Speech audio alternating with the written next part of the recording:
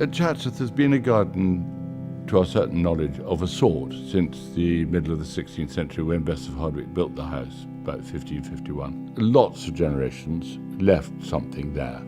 The garden is 105 acres, so it's big.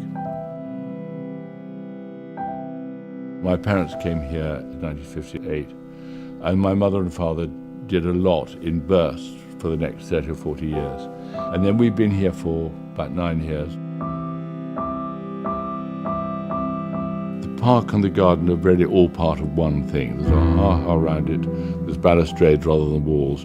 And the idea was that the house, garden and park should be seen as one work of art. And that's very much what we believe is the right approach to looking at it in a sort of holistic way. So it's not a park with a garden inside it, with a house beside the garden. I think the most physically impressive is the Emperor Fountain, which Paxton put in the 1740s. The Duke had invited the Emperor of Russia to stay. They had about 6 months to organize something to impress the Emperor of Russia. And that's lovely. All the waterworks here are gravity fed. There's nothing pumped and recycled. So with the power of the water from the lake, they put turbines down in the garden, and that created enough electricity for the house, and that's still used. The first Duke had a tremendous lot of sculpture in the garden. We have some of those pieces still here. When we arrived, we added quite a lot more sculpture. The artists really love having their work here, and the visitors enjoy it very much. It also makes you look at the sculpture in a different way, because you can walk all the way around it, which you can't always do in a gallery.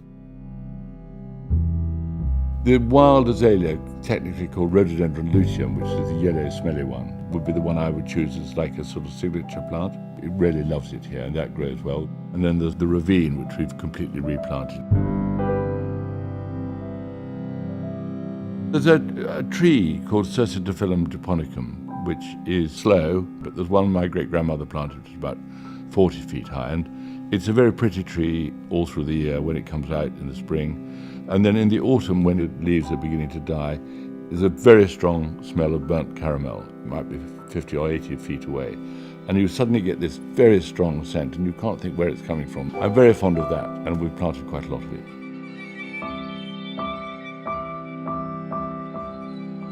When things work as well as you hope they work, when a design sort of comes together, when things don't die, is very satisfying.